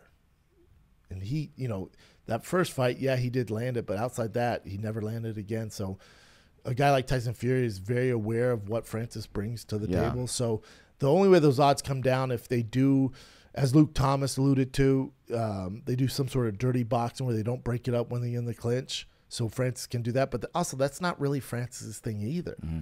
So yeah, he goes crazy on striking. Yeah. So he should be a big underdog. But still, it's a great fight. Yeah, I'm super excited if that happens. Hopefully it happens. So Mike Tyson, I guess he's had back and forths with the Paul brothers. And so Jake does want to – he mentioned he wanted to fight him, and Mike's actually saying he's actually down to fight him. And it could be like a big payday, like 62 million euros. Huge payday for both of them. Huge payday. But do you think Jake could look – I mean, he looks awesome right now, but Mike Tyson at 50-something, 55? I mean, I don't think you can base this off of Mike versus Roy Jones. To me, that was like a glorified exhibition sparring match where nobody was really serious taking anybody out. So I don't know exactly where Tyson's at right now. But I did see him beat the shit out of a guy on a plane. He looked pretty good. That was funny. And that guy deserved it, right? Yeah, his face was so funny, too. Yeah. He's like, Yeah. That guy, nobody likes that guy. No. Everyone's like, that makes sense. So he looked pretty freaking agile and that jet blue. Yeah. So take my money. Take my money. This is pretty crazy. So Dan Hardy actually is returning to combat sports. He's going to box Diego Sanchez in another exhibition fight. They're boxing? Boxing. I'd rather see it MMA. Yeah. I'd rather see MMA. I wish they would do MMA. But I mean, like, this is the hot thing right now, the whole boxing exhibition stuff. So, yeah. I'm into it. I love Dan Hardy. Yeah, he's smart. He's such a great Diego Sanchez, Hall of Famer. So I'm into it. Again, if it was up to me, it'd be MMA. But I'm into it. All right. Yeah. Cool. This one sucks. Robert Whittaker is now not fighting Marvin Vettori. Apparently has an injury. Damn, I love Whittaker. Yeah. So he said he'd be back in a few months, but yeah, you can't. And then fight him. I saw Vettori's calling out. He called out Hamzat, right? He called out a bunch. Yeah. So he goes, "We're back at this." I think I'm the only 85er that can say that has never pulled out of a fight. But anyway, Smash Boys, I'll get you back to back. Let's do it. I wanted to die. Just show up. And then he tagged Hamzat and Darren Till and the matchmakers and the management and Dana White. Yeah. Again, take my money. If it's Darren Till, I think this would be great for Darren Till to get back on the horse. I do like Darren Till's chances in that fight. Hamzat Vettori, again, take my money. I know, that's a freaking awesome fight. Even though it's at 85, Hamzat could compete at 85, so we'll see. But yeah, I'd love it. I think Paulo Costa also answered to this too, like he's down to fight him, but then that was a shitty fight. I'm not great. And Vittoria's like, dude, get out of here. Yeah. He was even entertaining it. Yeah. Give me like 2 more chances, almost noon. All right, so remember Shoeface from the UFC, Antonio Carlos Yeah, Jr.? he won the Ultimate Fighter. I think he was a tough winner. So he was saying recently that he made more money in 1 year at the PFL versus his entire career at the 7-year career at UFC. It's because he's a champion, but the other caveat with that, I know the headline, it's like, whoa, yeah, he made more money. Yeah, it looks crazy. But he's also a champion, and then also he won $1 million, and then the other caveat here is he was on the Ultimate Fighter contract, which is the worst way. He said that was the crazy part. Take it from your boy here, man. I was fighting literally legends on the Ultimate Fighter contract. For how much? 6 fights. So I started off at, I think, 8-8. You know, wow. You're going 8-8, 10-10, 12-12, 14-14. When you finally, you know, you're fighting Gonzaga for 14-14. You're fighting Krokop for 16-16. You know, you're fighting Nogueira, you know, for 16-16. Like that Ultimate Fighter contract at the time, that show was so big, and season 10 is the biggest they've ever had. And I like to think it was because of me, but I think it's because of Kimbo Slice. And I shout out to Kimbo Slice, rest in peace. Yeah, definitely had nothing to do with me. But at the time, even though it's similar to like a Sugar Sean or Patty, at the time, even though you're getting paid less from the UFC to fight these monsters, which was complete bullshit, because I had so much notoriety coming off the season because I did well on there, I was making so much in endorsements. Yeah. So it's weird. But if I was if I was currently like a manager or agent of a UFC fighter, I would not do the Ultimate Fighter. Nobody's watching. It's behind, you know, ESPN Plus, a paywall. If it's your only way to get in the UFC, I guess. But Dana White Contender Series, much more notoriety, much more exciting. The contracts are way friendlier. So I would advise most fighters, if you're going to do it, to go that direction, or do what Patty did, where you build yourself up, get experience in a Cage Warriors or, you know, some other way, and then get in there, you know, the more traditional way. Yeah. Ultimate Fighter these days is not the way to get in the UFC. Nobody cares. Nobody's watching. I didn't watch. And the contract, you know, it's a fucking. I think he said like 10 years or something. It's crazy nuts. thing. Yeah, mine was and nuts. Yeah. Nuts. Well, there you go. So the opening odds are available now for John Jones versus Stipe, and John Jones is that's pretty big, right? Minus the 200? headline says sizable favorite. That's not that sizable, especially at heavyweight. And remember, Vegas wants to get your money. They want you to be like, whoa, I think Stipe can do it. They're edging you, dude. It's fucking, you know, they want you to bet. They want more money on the fight. So, you know, that's opening odds for a reason. You got to realize that these Vegas bettors who create the odds, these experts, they're doing it. They want you to think Stipe has a better chance to win, so you put money on him. That's all. These odds, when they come out with this, unless it's just something crazy like Francis Fury, you know, which is such a big difference. But Stipe Jones, as Luke Thomas alluded to, the same time I said alluded is the word of the day. But what Luke Thomas alluded to is there's so many unknowns about both Stipe and John Jones. He goes, I have no idea what to expect, which I think is what makes the fight great, which is also why DraftKings sees so much money bet on both guys, because one person might believe this, the other believes this. So these odds are to get you to bet. Yeah. Yeah, that makes sense. Is that it, Chin? That could be it. That works, sure. man. Yep. We got a late start today, and we have Luke Thomas on. So that's it, man. Hope you guys enjoyed Luke Thomas. Thank you for liking, subscribing, watching everything I do. Again, it's a big week for your boy. My 30-minute special is dropping this mother trucking Thursday morning on Thiccc Boy YouTube, the Gringo Papi. If you're going to post about it, the hashtag is the Gringo Papi, hashtag the Gringo Papi. And again, we're doing a giveaway. We're doing a fun little thing on Thursday when it drops. Anybody post you watching it, the most creative, unique, funny, whatever post has a chance to win a 5x7 poster of the Gringo Papi autographed by your boy here. And then also 5 of you will get that and a signed bottle of the best whiskey you will ever taste in your life, Tiger Thick. We're sending out 5 bottles of that, 5 signed by 5x7 cards signed by your boy, and then hundreds of others will also win the 5x7 poster of the Gringo Papi. The only way you can enter, use the hashtag the Gringo Papi, post a picture of yourself, your family, your dog, the animals, your aunt, uncles, stepmoms, your gay brother, your cousins. I don't care who it is watching the Gringo Papi. and we'll blast that out to you guys, and those will be in the mail by next week. So thank you guys so much. Again, the merch drops Tuesday, tomorrow at 9 a.m. The Gringo Papi shirt. Show your love, show your support. Your boy designed the shirt for the special. They go on sale tomorrow morning at 9 a.m. And also with the Gringo Papi shirt, we're also releasing Thiccc Boy Fight Club, which is a throwback to the Abbott Kenny Fight Club. This is Thiccc Boy Fight Club, hoodies, tees, and then also Thiccc Boy trucker hats, snapbacks. You'll see me rock on Rogan. Again, designed by your boy, because all I do is rock other people's hats, and they're like, hey, how about you rock your own shit? I went, that makes sense. So we have the Thiccc Boy trucker hats dropping as well, and those are only available for a week, literally 7 days to get that trucker hat.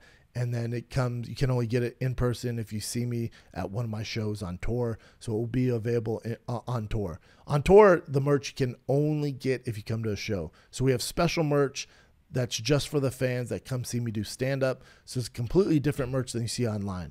That's by design. So the trucker hats will be available. The Thiccc Boy Fight Club tees in gray, black, the cream hoodie, which is my favorite hoodie of all time, and the black hoodie, and then the Gringo Papi special shirts drop tomorrow. That's Tuesday at 9 a.m. April 26th on thiccboy.com. Outside that, you're going to be so sick of me talking, because for the next week, I'm on all your favorite podcasts, promote my special. So the work begins. But next Thursday, Friday, Saturday, I am in Charlotte, North Carolina at the Comedy Zone. Charlotte, come get some. One of my favorite clubs, the Comedy Zone, is Charlotte, North Carolina. Muggsy Bogues is opening up for me, and Rex Chapman is featuring. So if you're a fan of them, come on out. Just kidding, they will not be there, but the Thiccc Boy Squad will be there. And then after Charlotte, I'm in Philadelphia, Pennsylvania, May 19th through the 21st. And then in June, we kick the summer off in Portland, Oregon, June 9th through the 11th. In July, I'm in San Diego at the Laugh Factory San Diego, where I shot the Patty Pimlet food truck. And that's it, man. But Charlotte, you're up next. I don't care about any of that. The big thing is Thursday on Thiccc Boy YouTube. Thursday morning, the Gringo Papi, 30 minutes of fury, of lighting my Latin family up. Come get some. I worked hard on it. If you pass the billboard off Hollywood Boulevard, snap a pic. I'll blast it out. I love you guys. Hopefully I made you proud. Thank you so much for watching, subscribing, liking everything I do, buying a ticket to any show that I do. I wouldn't have a career without you guys. So, yeah, this is for you. Cheers. And the album drops Oh, too. my God, Chin. There's so much shit going on. I forgot. We should outro this with the song that you, Jelly Roll, and Little Brows did. Cool with me. The Thiccc Boy album also drops on Thursday. The Thiccc Boy album that Little Brows has created and I've had some part of will feature one of my favorite people on the planet, Mike Stud, Chin, Jelly Roll. We'll post the graphics so you guys can see it. Eric Griffin, Chris D'Elia, Bert Kreischer has a song. It goes so hard in the paint. Yeah, man. It's I can't thank Little Brows enough. This all came from, we'll wrap on this, but this all came from one of the things that give me joy and satisfaction is the same thing that got me to where I'm at. Probably why you guys know of me is I've had so many people help me when they didn't need to. They put out a hand or put me on the show. Some kid with CT that's coming off a UFC career that's trying to get into comedy and stand up. And so many people have helped me get to the point where I'm at now. So now that I'm here and I have a chance to give back, it's my favorite thing to do on this fucking planet. Despite whatever you hear, it is literally my favorite thing to do. So Little Brows is a guy who won a rap contest on a show called King of the Sting with Theo Von at the time. It was just me and Theo. And we had an all-white rap contest, which started off as a joke. We had all these submissions from these white rappers that some were so terrible, but that was part of the show. They were in on the bit. And then we got a freestyle from a gentleman named Austin. Now, when Austin submitted his video, Austin had these set of eyebrows that he was born with. And I said, check out the brows on this one. Like, you know, the show, we make fun of people, we roast people. So I'm making fun of his eyebrows, but in a good way. And, the kids now, everyone's little Uzi, little Vert, little this, little Baby, little Wayne, all this little shit. So, that's Little Brows. Well, Little Brows is a gentleman who was a former addict and has worked on himself. And now he gives back and he works at an addiction place. Counseling and stuff Counseling. And he's a single father and has a daughter. Mm-hmm. And he's such a good person. But outside that, he is so fucking talented. For me to have this kid on Thiccc Boy and to collab with him and give him a platform so you guys can hear what a talented human being that he is. Mm-hmm. And the last album that he did, the King and the Sting podcast album, which was mainly Thiccc Boy, he just got a plaque from Spotify because it went over 1 million streams. Yeah. Yep. So my goal in all this is, I get doxxed whenever I use sample music on YouTube or Twitter. Instagram doesn't care, but in general, I do so much promo and marketing. If I use a Drake song, on Instagram it's fine, but YouTube I'll get doxxed. I can't use it. So I said, how can we figure this out? And then I thought of Austin, aka Little Brows. I said, hey, is there a world where you come up with music that I can use on tour and walk out to and use for a promo? He goes, yeah, that's easy, man. I write songs in my sleep. So let's do it. Well, he's been doing it. And if you listen, if you'll see on the Gringo Papi special, the intro and the outro where they show all the pictures of how the set came together, it's all Little Brows, man. It's all Little Brows. So my only goal in any of this is soon that Little Brows is too busy to deal with my bullshit on Thiccc Boy and any of that. And he's mainstream and he's recognized for this insane talent that he has. And you'll hear how talented Chin is on there. And the other thing about this album is some of my favorite people on this earth are music artists like Jelly Roll. He's such a unique, loving guy. And Mike Stud, who me and him have been friends since I was fighting the UFC because I was running the Santa Monica stairs at 10 o'clock at night before I fought Travis Brown. And I used his song as motivation and I posted it, and he reached out, and he wasn't that big at the time. He's huge now, huge. But he reached out and goes, yo, man, appreciate you blasting out the song. And we just started connecting. He was a former athlete. Now he's doing rap, and we've just been boys ever since. And he's one of my favorite people on this planet. And you'll see me rocking his merch, and I support him and go to his shows. So Stud made it. But the point is being involved with Little Brows and just having a glimpse behind the door on how the sausage is made in music and how talented Chin and Little Brows and Jelly Roll, Mike Stud, and they're some of my favorite people, and that they're adding to Thiccc Boy and can use their music on promos, and it's a really special thing. So again, my whole goal in this is not financially. I make no money off this. I fund it, but I make no money. I don't care about the money on this. My only goal is for a single dad in Little Brows, for you guys to see how fucking talented he is. And his music is played on the radio. And I'm going to do everything in my power, which, I'm not Kevin Hart or Joe Rogan or, some of these other guys, but hopefully I can make some sort of impact in his life where you guys realize how talented he is, and he quits, working whatever job he's working. He provides for his daughter, and that's the only goal here. And I think you guys would dig it. And it is so good. It is so good. So after that long rant of sucking Little Brows off and Chin and Jelly Roll and Mike. You said this so many times, even off camera, how you wanted to make sure Little Brows makes it and quit his job. Mm-hmm. So it's real. It's authentic. It's real. Yeah. See, you're also just as talented, and I don't want you to quit, because then Thiccc Boy would be super fucked. But so if you're like, hey, man, I can't come in Monday, I'm touring, I'm opening up for fucking Post Malone or some shit. I'm like, what? So that would be heartbreaking, but I'd also understand and be proud of you. But there's only one way to end this very special episode of the Schaub Show, and that is with music from Little Brows, Chin, and Jelly Roll. The complete album, which is so freaking good, drops Thursday on Spotify, Apple, iTunes, Amazon Music, wherever you listen to music, it drops. Listen to it, blast it out.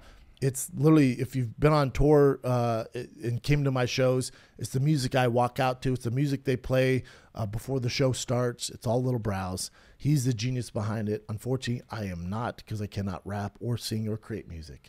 So without further ado, I love you guys. Watch the Gringo Papi this Thursday on Thiccc Boy YouTube, but enjoy the smooth sounds of Chin, Jelly Roll, and Little Brows. See you on the other side.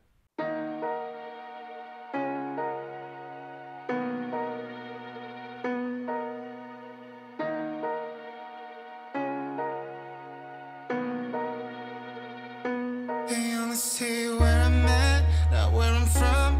They don't know I had to walk before I could run. They don't see the times that I was almost giving up. I can't imagine quitting, cause this is not in my blood. I'm built for this, been working my whole life for this. No taking breaks, I get up and I grind for this. No, I don't ever complain, I don't got the time for that. If things don't go my way, I just get up and go change it. I'm talking about 10,000 hours of blood, sweat, and tears. And they all wanna talk, but they're not even here when I need them the most. And they all disappear. I was living in fear, but I switched up the gear. They don't see the 10,000 hours I put in. They don't see the pain. They only see where I'm at, not where I'm from. They don't know I had to walk before I could run. They don't see the times that I was almost giving up. I can't imagine quitting, cause this is not in my blood. I guess I'm built different. They don't see the 10,000 hours of blood, sweat, and tears to where I'm at now. I'm built for this, never giving up. Can't imagine quitting, that's just not in my blood. Came from the bottom, been grinding and getting mine. Still the same OG, I'm feeling like genuine before the fame. Singing and spitting rhymes, facing my fears in the gutter with Pennywise.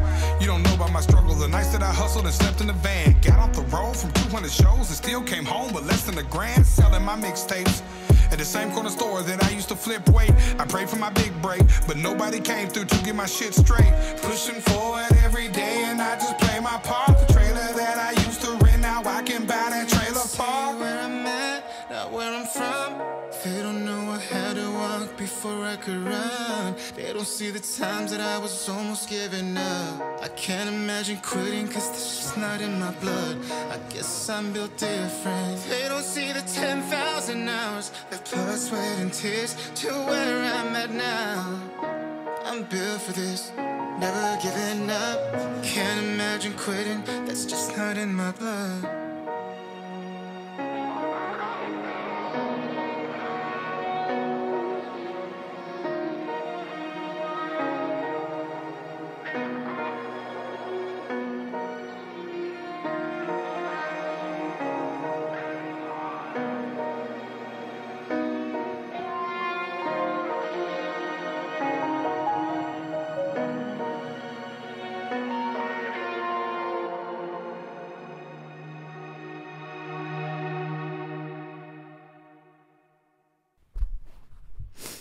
So, one more thing, Brennan. Yeah. The team and I have been working on some stuff for the last few weeks. Yeah. To surprise you with. So I'll just play it for you. No way.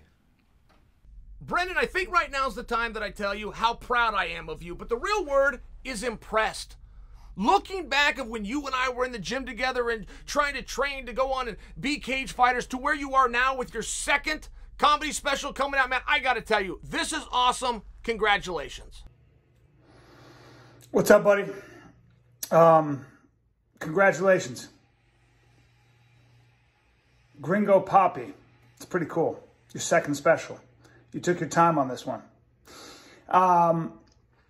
You know, I was scrolling through Instagram and there's this guy working out. He's doing something. And the voiceover says, people aren't proud of you. They're just surprised you keep making shit happen. You ever think about that? And I thought to myself, no, I'm not surprised you keep making shit happen. I'm just proud of you. That's a big difference. I'm proud of you because I know, this has been a motherfucker. And I think in the darkest 2 years that for us anyway, that since we've met, you kept kicking the sandbag down the road. And here we are. You did this special. It's very exciting. I remember when you texted me and you said, I'm just really excited because I captured on camera what I've been working for. And yeah, I'm not surprised. I'm not surprised. You're the toughest guy I know. And I love watching you take a leadership role. I love watching what you've built and what you continue to build. I love the fact that you are becoming somebody who's becoming more compassionate, more loving, more understanding as you get older and as you get more successful. I think it's pretty awesome. I think it's the definition of a leader. I think you're embracing your best side, your best self. And I love you. I love you for being there for me in, you know, probably the darkest, not probably, but definitely the darkest time of my life. But you were always there, man. And I think you've been a leader in this fucking whole thing because you were just like, fuck all these people. Let's circle the wagons. So what can I say, my friend? I'm not surprised. I'm just proud. I'm excited as well. All right. What's up, Mr. Thiccc Boy himself? I want to congratulate you on your second special, Gringo Papi. I'm excited to see it, man. Good luck and congratulations.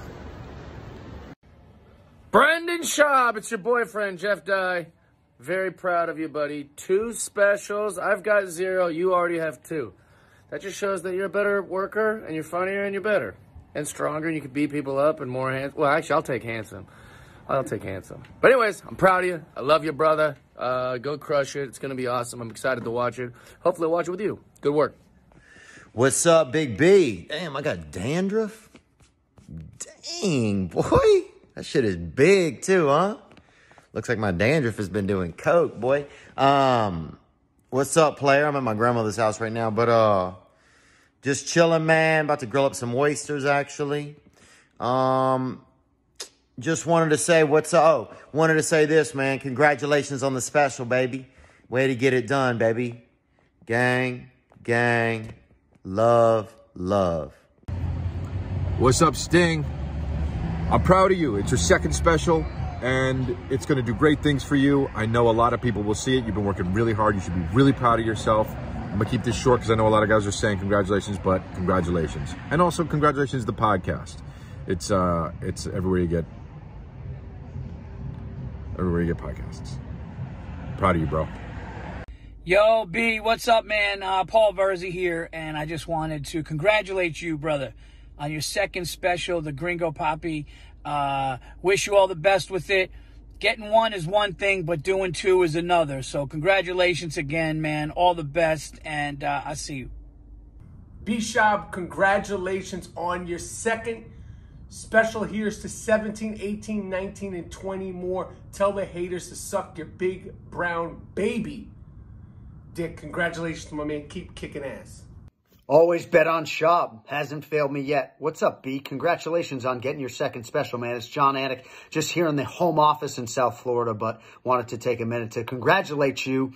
Not surprised. Motherfuckers. Not surprised. Always bet on Schaub. Congratulations, man. I look forward to seeing you out west soon. But big things, man. Special number 2. Let's go.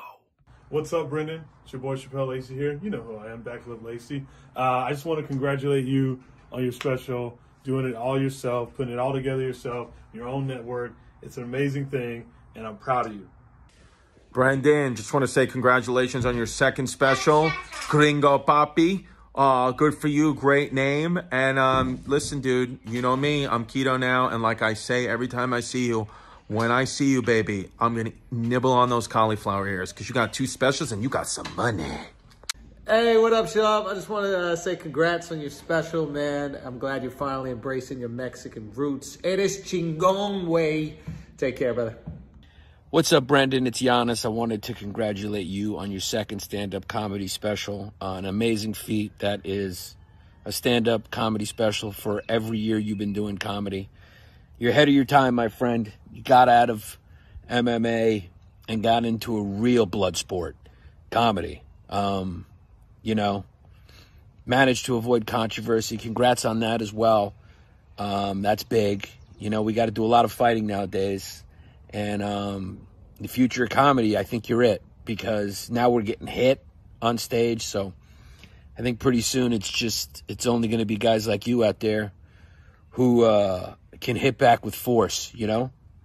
It must be nice to be comfortable up there and know that, hey, if anyone comes and tries to fucking smack me, you know, I know how to KO them. Or, you know, I don't know where your jiu-jitsu's at, but you're a big dude, so you can knock him out. I know it's going to be funny. I can't wait to see it, man. Congrats. Congrats on number 2. Hey, big boy. Big boy. What's up, Brendan? My friend. Damn, I don't even know what to say, but ever since I made fun of you at the Improv, because I was like, what is this UFC fighter doing thinking he could do comedy?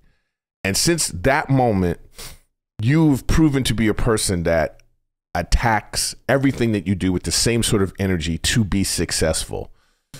You got an energy that's why your fans love you. That's why people want to be around you. That's why people like working with you. That's why people work hard for you. It's because of you. It's because of what you have in your heart and your soul.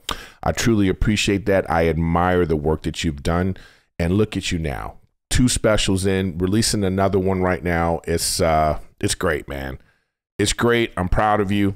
I'm older than you, so I could be proud of you. And I appreciate you bringing me into your fold with the King and the Sting crew and everybody. And you know, it's a testament to you as a person, and congratulations.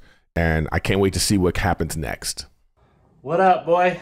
Just want to say congrats on the special. Really proud of you getting it out there. It's going to be really good. Nothing's been more fun than touring this with you for the past year or so. And yeah, let's just keep it going. Hey, boo. Me and the boys. We just wanted to let you know that we are super proud of you, especially me. I am so proud of everything that you have accomplished, everything you've done, all the years that we've been together, the family that we have built. I'm really proud of you, and the boys are too. Tiger, do you want to say something to your daddy? I hope you have a good show. Love you. He hopes you have a good show. Bossy, do you want to say something to your papa? Say good luck. He won't. I love you, Daddy. Oh, Daddy. We love you, boo, and we are so proud of you. Congratulations on your special. We can't wait to see it. Hey, Bryn. Just wanted to congratulate you on your upcoming special that you self-produced and self-published. That is fantastic. You're doing so great. You surrounded yourself with some really good people who really have been able to help you to be successful at doing this. I know I'm very excited to see it, and I know that Deborah wants to see it as well. And I'm sure all your fans do. You're doing really, really great, and I absolutely love all that you've accomplished. I'm sure this will be the first one of many more. Love you, buddy. Bye. Son of a bitches. Dude. Yeah. I can't believe you guys put that together. Oh. Thanks, man. Oh, that means the world to me. Thank you.